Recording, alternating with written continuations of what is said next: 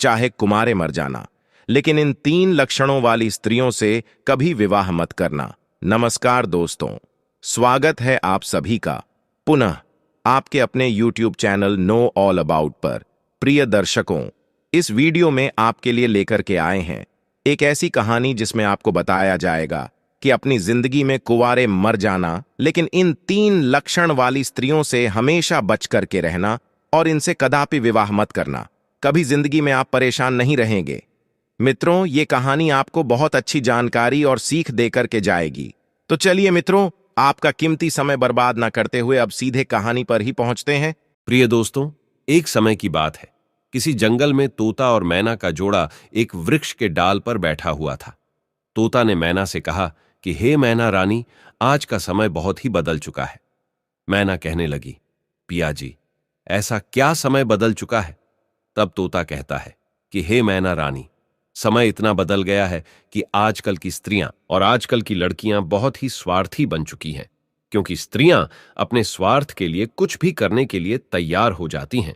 जो काम उन्हें कदापि नहीं करना चाहिए, वो स्वार्थ के प्रति स्त्रियां कर बैठती हैं। मैना कहती है कि पिया जी, मैं तुम्हारी बात से सहमत नहीं हूं।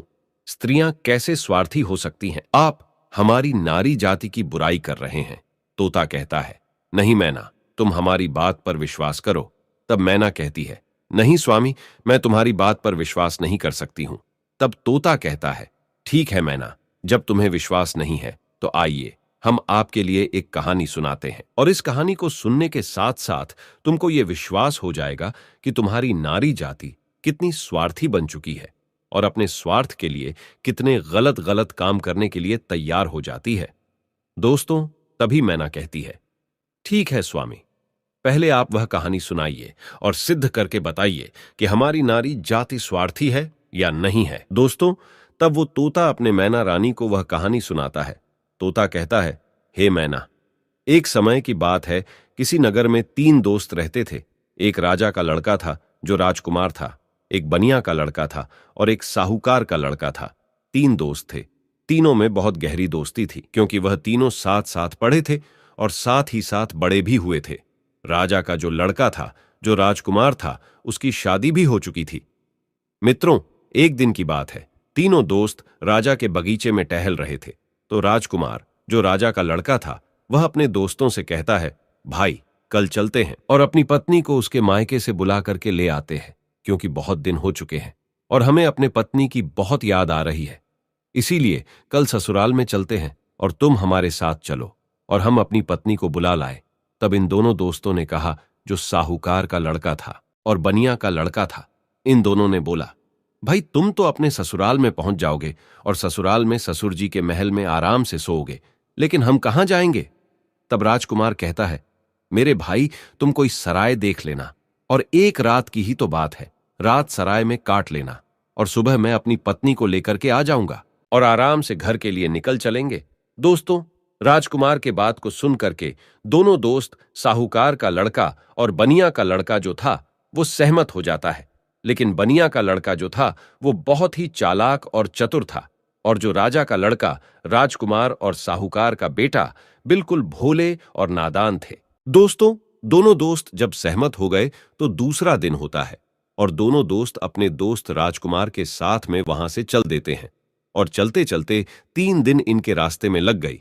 और 3 दिन के बाद में राजकुमार अपने ससुराल के पास में जब पहुंचता है, उस नगर के पास में जब पहुंचता है, तो राजकुमार अपने दोनों दोस्तों से कहता है, मेरे भाई, यहां कोई सराय देख लेना और रात उस सराय में काट लेना और मैं ससुराल जाता हूं, सुबह जल्दी आ जाऊंगा।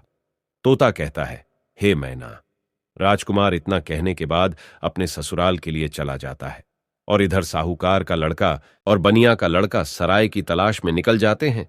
ढूंढते ढूंढते उनको एक सराय दिखाई देती है, और सराय के जब समीप पहुंचते हैं तो उन्होंने देखा कि यहां खाने पीने की भी व्यवस्था सही है और रुकने की भी व्यवस्था सही नजर आ रही है। दोस्तों, सराय के दरवाजे पर जब वे पहुंचे तो वहां उन्होंने एक बुढ़िया को देखा। उस बुढ़िया के पास में जाकर कहने लगा, हे माता, हम इस सराय में रात व्यतीत करने के लिए आए हैं और सुबह चले जाएंगे। हमारे लिए इस सराय में जगह दे दो जो हम रात सही से काट सके। दोनों दोस्तों की बात को सुन करके वो बुढ़िया जो थी वो कहने लगी, देखो बेटा, चाहे कहीं भी रुक जाओ, चाहे कहीं भी जाकर के रात काट लो, लेकिन इस सराय में आप ना रुके, इस सराय में आप रात ना गुजारे। तब दोनों दोस्त ने पूछा, ऐसा क्यों माता? तब बुढ़िया कहती है, मेरे पुत्र, इसमें अगर आप रुके तो आप जिंदा नहीं बचेंगे, क्योंकि आपकी मृत्यु हो जाएगी। दोस्तों, इस तरह से वो बुढ़िया जो थी साहूकार के लड़के और बनिया के लड़के को समझा रही थी। तब तक एक बहुत सुंदर लड़की, एक बहुत सुंदर युवती दरवाजे के भीतर उस साहूकार के लड़के को दिखाई दे जाती है। साहूकार के लड़का ने जब उस सुंदर युवती को देखा तब वो उस पर मोहित हो गया और उसके साथ रात में रुकने के लिए वो तैयार था। उतावला हो रहा था कि किसी ना किसी तरीके से हम इसके साथ रात गुजार लें। मित्रों, इधर वो बुढ़िया समझाती रही, लेकिन साहूकार का लड़का नहीं माना। साहूकार का लड़का जो था वो अपने दोस्त से कहता हुआ चला गया कि दोस्त, तुझे कहीं जगह मिल जाए तो तू रुक लेना, पर हम तो इसके साथ में ही रुकेंगे। दोस्तों, इतना कहने के बाद में वो साहूकार का लड़का जो था उस सुंदर युवती के साथ में रुकने के लिए वो अंदर चला गया। और जो सराय में एक हॉल टाइप का रूम, यानी हॉल जैसा एक कमरा था, वो बहुत गहरा और लंबा था। उसमें वो सुंदर युवती के साथ में साहूकार का बेटा चला जाता है। दोस्तों, इधर रात हो चुकी थी और सोने का भी वक्त कुछ समय में होने वाला था। दोस्तों, वो तोता मैना से कहता है, इधर साहूकार का लड़का उस सुंदर युवती के साथ में सराय के अंदर चला गया, लेकिन बनिया का लड़का बाहर रह गया, जो बहुत ही चालाक था, वह चतुर था और समझदार था। बनिया का लड़का ने उसे रोका भी, लेकिन वो नहीं माना। अब दोस्तों, बनिया का लड़का जो था वो बुढ़िया के पास फिर से पहुंचता है और कहता है, हे बूढ़ी माता, मैं आपकी बात को समझा नहीं। आपने कहा कि इस सराय में जो रुकेगा उसकी मृत्यु हो जाएगी और वह सुबह जिंदा लौट करके नहीं आएगा। इसका क्या कारण है? बताने की कृपा करें। मित्रों, तब वो बुढ़िया कहती है, बेटा, तुम उसे रोक रहे थे, लेकिन तुम्हारा दोस्त नहीं माना। मुझे डर है कि वो सुबह आपको जिंदा नहीं मिलेगा। बनिया का लड़का कहने लगा, वही तो मैं आपसे जानना चाहता हूं, माता, बात क्या है? खुल करके बताओ। तब बुढ़िया ने कहा, बेटा, ये जो सुंदर युवती आपके दोस्त ने देखी, जिसके साथ में वह अंदर चला गया, ये सुंदर युवती जो है ये एक वैश्य है और नागिन है। ये रात में अपना रूप बदल लेती है और जिसके साथ ये रात में रुकती है उसी को डस लेती है और उसको मार देती है। इसलिए हमको डर है, क्योंकि जो भी गया वो जिंदा लौट करके नहीं आया। तोता मैना से कहता है। बनिया का लड़का ये सुन करके घबरा गया और कहने लगा, हे बूढ़ी माता, हमें कोई रास्ता बताओ जिससे हम अपने दोस्त की जान बचा सके। तो बुढ़िया कहती है कि बेटा, मैं तुम्हें एक तलवार देती हूं और अगर तुम उस नागिन का वध कर सको तभी तुम्हारा दोस्त बच पाएगा। बनिया का लड़का समझदार और चतुर था, वो तैयार हो गया और कहने लगा, माता, लाइए तलवार, मैं अपने दोस्त का जान जरूर बचाऊंगा, चाहे हमारी जान ही क्यों ना चली जाए। मित्रों, बुढ़िया बनिया के लड़के को तलवार देती है और वो चुपके से सराय के अंदर घुस जाता है और जहां उसका दोस्त साहूकार का बेटा उस वैश्य के साथ में लेटा हुआ था, वही पास में एक कोने में जाकर के बैठ जाता है और इंतजार करने लगता है कि कब ये नागिन का रूप धारण करे और हम इसको मारे। दोस्तों, आधी रात का समय होने वाला था और तभी वह सुंदर युवती जो नागिन थी वह अपना रूप बदलती है और जैसे ही साहूकार के लड़के को काटने वाली होती है तो उसका दोस्त बनिया तलवार लिए तो बैठा ही था, एकदम से उसने तलवार चलाई और उस नागिन का वध कर दिया और वो सुंदर युवती मर गई। दोस्तों, इस तरीके से उसने अपने दोस्त की जान बचाई और उस मरी हुई नागिन को पलंग के नीचे रख दिया एवं छिपा दिया। दोस्तों, तब तोता मैना से कहता है, वो बनिया का लड़का जो था इतना काम करने के बाद, अपने दोस्त की जान बचाने के बाद सराय से बाहर निकल आता है और जब बाहर निकल आया तो उसने क्या देखा कि एक सुंदर स्त्री जो है वह जंगल की तरफ जा रही है। उसने देखा और विचार किया कि यह सुंदर स्त्री जंगल में इतनी रात में कहां जा रही है। हमें देखना चाहिए, इसके पीछे पीछे जाना चाहिए और ये जानकारी लेना चाहिए कि ये जा कहां रही है। वो बनिया का लड़का जिसके हाथ में तलवार था, जिसने नागिन का वध किया था, वो उस सुंदर स्त्री के पीछे चल देता है और वो बनिया का लड़का सोचता जा रहा है कि देखे ये कहां जा रही। वो स्त्री चलती चली गई और जंगल में एक साधु का आश्रम था और वो स्त्री साधु के आश्रम पर पहुंच गई और जाकर के उसने साधु से मुलाकात की और वो सारा नजारा बनिया का लड़का दूर से ही देख रहा था। जब उसका जाने का समय हुआ तो साधु से मिलने के बाद फिर वो सुंदर स्त्री हाथ जोड़ करके कहने लगी, आज आपसे मेरी आखिरी मुलाकात है। साधु कहने लगा, वो क्यों? तो वो सुंदर स्त्री जवाब देती है, हमारे पति हमें लेने के लिए आए हैं और अभी हमारे घर पर ठहरे हुए हैं। कल मैं अपने पति के साथ ससुराल चली जाऊंगी। आज के बाद फिर मैं आपसे मिलने के लिए नहीं आ पाऊंगी। तब वो साधु कहने लगा, रोजाना तो हमारे पास आती थी, लेकिन अब हमें धोखा देकर के जा रही हो और कह रही हो कि अपने पति के साथ जा रही हो। तब वो सुंदर स्त्री जवाब देती है, हाँ, मेरा पति मेरे घर पर ठहरा हुआ है और कल मैं ससुराल चली जाऊंगी। हमें माफ करना, अब मैं आज के बाद तुम्हारे पास मिलने नहीं आऊंगी। दोस्तों, उस सुंदर स्त्री के बात को सुनकर साधु को गुस्सा आ जाता है और साधु जो है गुस्सा में उसकी नाक काट देता है। और जब उसकी नाक कट जाती है तो उसे पीड़ा होती है और वो पीड़ा को सहन करती हुई चिल्लाती हुई अपने घर के लिए भाग खड़ी होती है। इधर दोस्तों, वो बनिया का लड़का सारी बातें सुन रहा था और ये नजारा देख रहा था। उस बनिया के लड़का को बहुत गुस्सा आ गया और उसने गुस्से में साधु को मार दिया, उसकी हत्या कर दी और उसको मार करके वहां से तुरंत वे चल देता है और आगे चल करके एक मंदिर था और उसी मंदिर में जाकर के छिप कर भीतर बैठ गया। अब वो सोचता है कि हे प्रभु, इस दुनिया में हो क्या रहा है। अब इधर जो वो बनिया का लड़का मंदिर के अंदर बेचारा चुपचाप बैठा हुआ था, वहां पर कुछ चोर आते हैं और चोर मंदिर के बाहर से हाथ जोड़ करके कहता है, हे देवी मां, हम चोरी करने के लिए जा रहे हैं और अगर ये हमारी चोरी आसानी से हो जाए और हम ना पकड़े गए तो कल हम तुम्हारे पास तुम्हारे लिए राजा के लड़की को लाएंगे और उसकी बलि चढ़ाएंगे।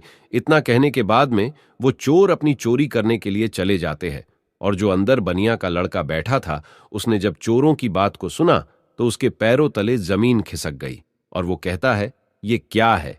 यहां भी एक हत्या होने वाली है।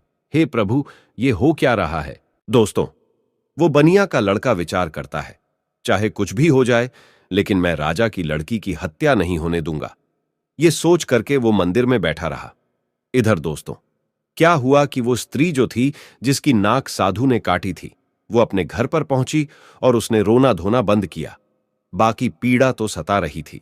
उसने विचार किया, अगर सुबह लोग हमको देखेंगे तो पता नहीं, ना जाने मेरे बारे में क्या कहेंगे। हमें शर्म से अपना सर नीचा झुकाना पड़ेगा। क्यों ना हम अपने पति को फंसा दे और ये कह दे कि हमारे पति ने मेरी नाक काट ली। तो वही हुआ। सवेरा होने वाला था और जैसे ही थोड़ा प्रकाश होने को था, तभी वो चिल्लाने लगी और कहने लगी कि देखिए देखिए, हमारे पति ने हमारी नाक काट ली। दोस्तों, घर वाले जो थे वो एकदम से भाग करके आते हैं और उसके पति को बंदी बना लेते हैं। जो वो राजकुमार था, जो राजा का लड़का था, उसको पकड़ लेते हैं और पकड़ करके वहां से राजा के सामने पेश कर देते हैं। राजा वो सारा वृतांत जान करके उसको जेल में डाल देता है। तब तोता मैना से कहता है, हे मैना रानी, अब आगे सुनिए क्या हुआ। इधर पूरा दिन व्यतीत हो गया। उसका दोस्त जो बनिया था, उसने पूरा दिन इधर उधर बैठ करके काट लिया और जब रात हो गई तब उसी मंदिर में जाकर के वे छिप करके बैठ गया, क्योंकि उसे मालूम था कि ये चोर राजा के लड़की को पकड़ करके जरूर लाएंगे, उसकी हत्या जरूर करेंगे, लेकिन मैं उसकी हत्या नहीं होने दूंगा। जब रात हो गई तो मंदिर में जाकर के तलवार लेकर के छिप कर बैठ गया और इधर आधी रात जब होती है तभी वो चोर राजा के लड़की को पकड़ करके लाते हैं और मंदिर के बाहर बैठ जाते हैं। कुछ देर बैठ करके बातें करते हैं और कहते हैं, देवी मां ने हमारी बातें सुन ली हैं, कितनी बढ़िया हमें चोरी करवा दी, पकड़े भी नहीं गए और बहुत मालदार भी बन जाएंगे क्योंकि हमने बहुत माल लूटा है। इस तरीके के बातें कुछ देर करते रहे। फिर उनमें से एक बोला, देख भाई, अब उस लड़की को जल्दी ले जा और देवी मां के सामने उसका सिर काट देना और उसकी बलि चढ़ा देना।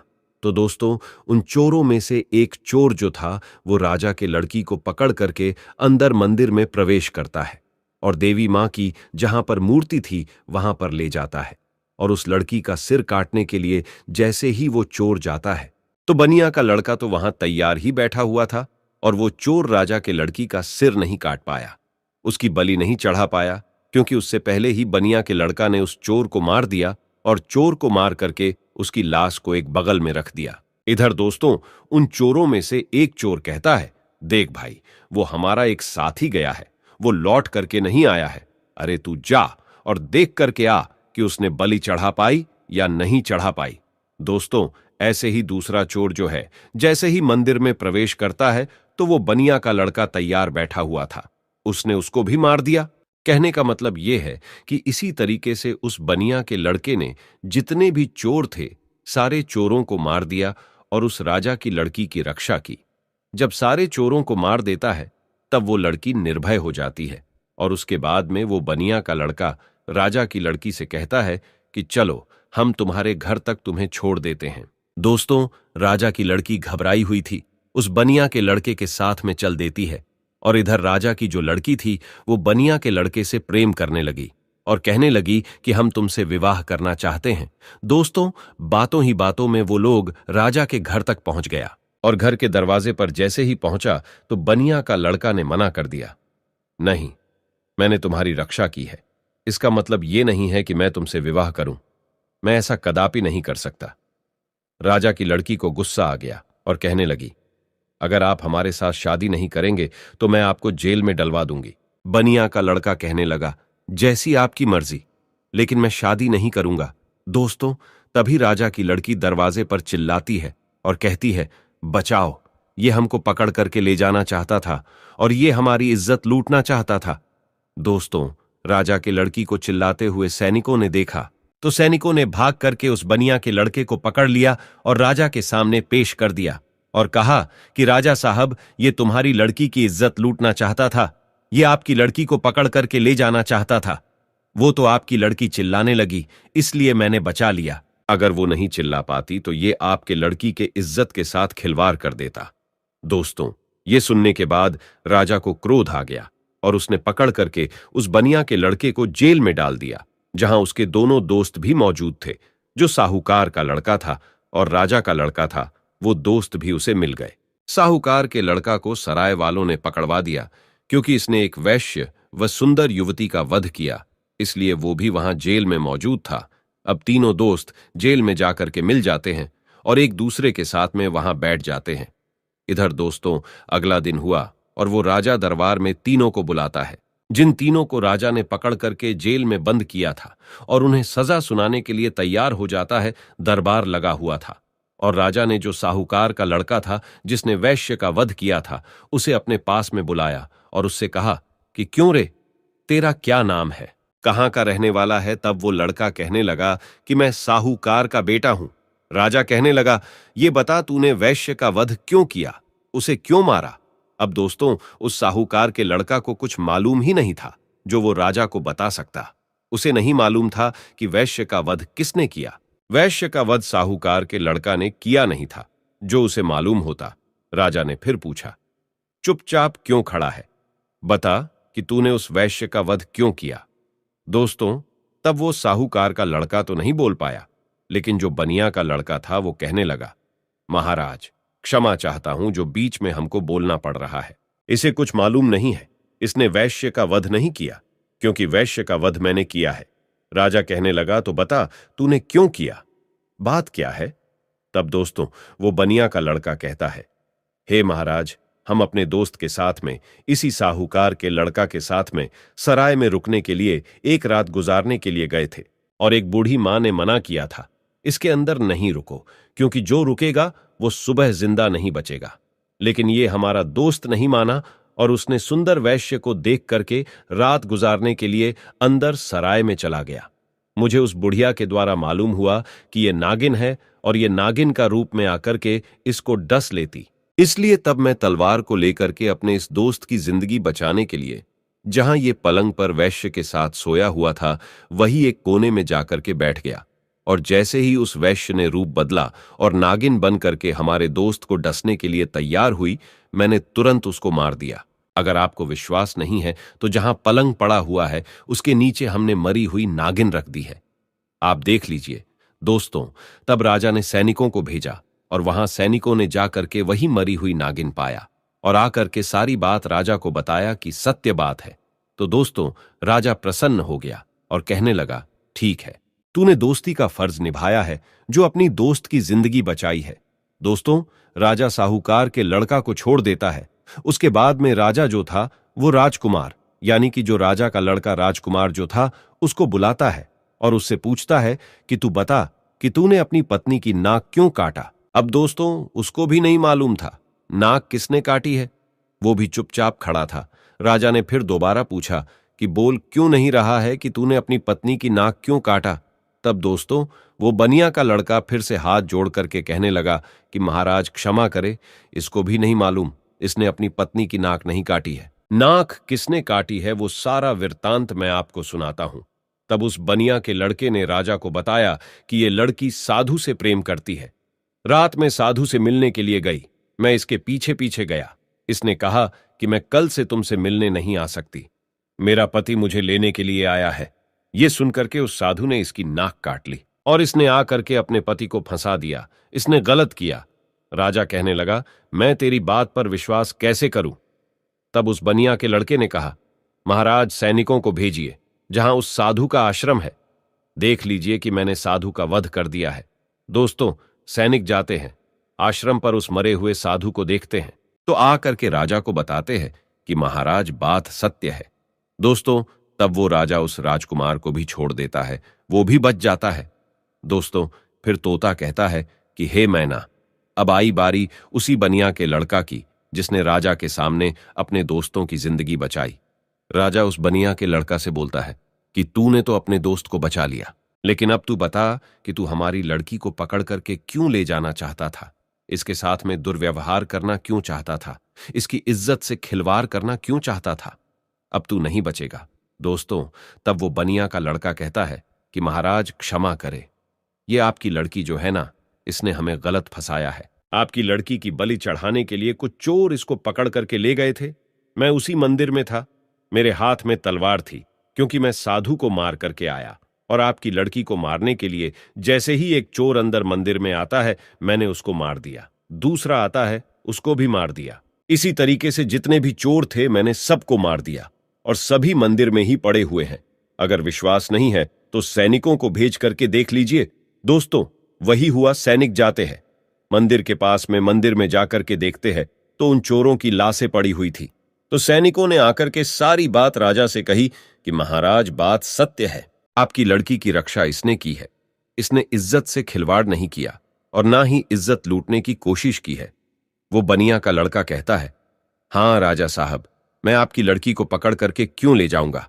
और सुनिए महाराज, चोरों से बचा करके जब आपके लड़की को घर छोड़ने के लिए आ रहा था तब आपकी लड़की हम पर आसत्य हो गई, प्रेम करने लगी और विवाह करने की जिद करने लगी। मैंने कहा मैं ऐसा कदापि नहीं कर सकता। मैंने जिस लड़की की रक्षा की है और उसके बदले में मैं उससे विवाह करूं, उसकी इज्जत से खिलवाड़ करूं, ऐसा मैं नहीं कर सकता। मैंने उसे मना किया तो उसने कहा, अगर तुम हमसे विवाह नहीं करोगे तो हम अपने पिता से कहकर तुम्हें जेल में डलवा देंगे। और उसने वही किया। बनिया के लड़के के बात को सुन करके राजा जो था उसका चेहरा शर्म से नीचे झुक जाता है और तब उसने बनिया के लड़के को आजाद कर दिया और माफी मांगी कि जाओ बेटा, तुम आजाद हो, तुम्हारी गलती नहीं है। इस तरीके से वो बनिया का लड़का जो था अपने दोनों दोस्तों को बचा लेता है और खुद भी बच जाता है और तीनों दोस्त हंसते हंसते अपने नगर में चले आते हैं और आराम से फिर वही रहने लगते हैं। तो दोस्तों अब वो तोता कहता है कि हे मैना, देख लिया, इस तरीके से नारी जात स्वार्थी बन चुकी है और अपने स्वार्थ के लिए गलत से गलत काम के लिए तैयार हो जाती है। अब उस गलत काम के लिए चाहे कुछ भी करना पड़े, चाहे कितने भी कष्ट झेलना पड़े, चाहे किसी के भी जिंदगी से खिलवाड़ क्यों ना करना पड़े, लेकिन ऐसी स्त्रियां नहीं मानती हैं। दोस्तों अपने पिया तोता की बात को सुन करके मैना जो है वो चुप हो जाती है। उसके बाद में तोता कहता है, हे मैना रानी, इसीलिए तो मैं सोचता हूं कि चाहे भूखे मर जाना, लेकिन इन 3 लक्षणों वाली स्त्रियों से कभी विवाह मत करना। तोता समझाता है कि 3 लक्षणों वाली स्त्रियां ये है। पहली वो जो पति होकर के भी पराये पति से हित करे और पराये पति से छुप छुप के मिलने के लिए जाए, अपने पतिव्रता धर्म को भूल जाए और उसके साथ में हवस का शिकार बन जाए। तो ऐसी स्त्री से हमेशा बचना चाहिए और ऐसी स्त्रियों से दूर रहना चाहिए। और दूसरी स्त्री वो है जो एक स्त्री तो है लेकिन वेश्यावृत्ति के तरह जिंदगी गुजार रही है, नागिन की तरह रह रही है। अब उसे अपने हवस के इच्छा पूर्ति के लिए चाहे अपने पति का ही कत्ल क्यों ना करना पड़े, लेकिन वो कर बैठती है और नागिन की तरह अपने पति को दस करके उसे मार डालती है। तो ऐसी वेश्यावृत्ति के लक्षण वाली जो स्त्रियां हैं, इनसे दूर रहना चाहिए, इनसे कदापि विवाह करने की इच्छा नहीं रखना चाहिए। और तोता बोला, हे मैना, तीसरी स्त्री वो है जिसकी जान अगर कोई बचाए और अगर वो मरने के लिए जा रही हो और उसकी अगर कोई जान बचा ले और ऐसे में वे मददगार को ही झूठा फंसा दे और उसी मददगार से विवाह की इच्छा करे, उसी से दुर्व्यवहार करने की इच्छा करे और फिर उसको झूठा फंसा करके उसको मरवा डाले या उसे जेल में बंद करवा दे या उसे सजा दिलवा दे। तो ऐसी स्त्रियों से भी हमेशा बच के रहना चाहिए। इनका कोई भरोसा नहीं है कि किस वक्त तुम्हारी जिंदगी को ले बैठे। तो दोस्तों, मेरे कहने का तात्पर्य यह है कि ये कहानी हमें यही सिखाती है कि चाहे जीवन में कुमारे मर जाना, लेकिन इन 3 लक्षणों वाली लड़कियों से हमेशा दूर रहना, बच करके रहना। कभी जिंदगी में फंसोगे नहीं और कभी जिंदगी में दुखी नहीं रहोगे और तुम्हें कभी भी जिंदगी में रोना भी नहीं पड़ेगा और पछताना भी नहीं पड़ेगा। तो प्रिय मित्रों, कैसी लगी आपको ये कहानी? अगर कहानी अच्छी लगी है, पसंद आई है, तो कमेंट बॉक्स में जरूर बताना और हो सके तो अपने मित्रों को भी शेयर करना और हमारे चैनल को सब्सक्राइब अवश्य करना। और दोस्तों, सच्ची श्रद्धा से कमेंट में जरूर लिखे जय श्री राम, जय हनुमान। साथ ही देवों के देव हर हर महादेव सदैव आप पर अपनी कृपा बनाए रखे। प्रिय मित्रों, वीडियो को अंत तक देखने के लिए धन्यवाद। जय श्री राम।